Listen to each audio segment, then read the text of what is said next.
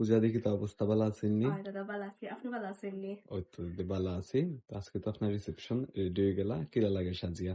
ভালো লাগে দাদা। আমার যখন বিয়া ঠিক হইছে তখন আমি কই সাজতাম মানে বুঝিয়া পাইলাম না। এরপরে সিলেট বিয়া হওয়ার কারণে আমি সিলেট সাজি দিছি। এখন বউবা তো কই সাজমু। তো আমার হাজবেন্ডের বাড়ি শ্রীমঙ্গল।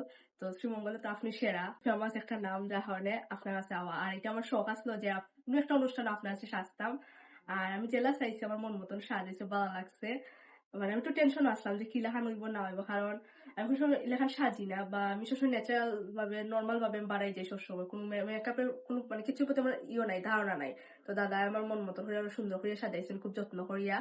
ইভেন আমি দাদা কাছে আইতে লেট করছি, কইছিলাম 6টার সময় আইমু, কিন্তু আইসি 10টা বাজে। কিন্তু দাদার কোনো ধরনের বিরক্ত নাই, দাদা সুন্দর মতন আমার ট্রিট করছেন।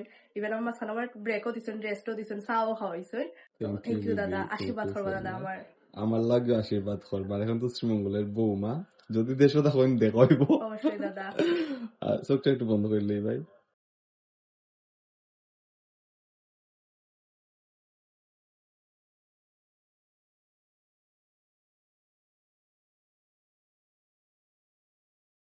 নতুন জীবনের অনেক অনেক শুভকামনা দিদি, ভালো থাকবা, আপনি দেখা হইবা আপনিও ভালো আবারও। থাকবেন দাদা।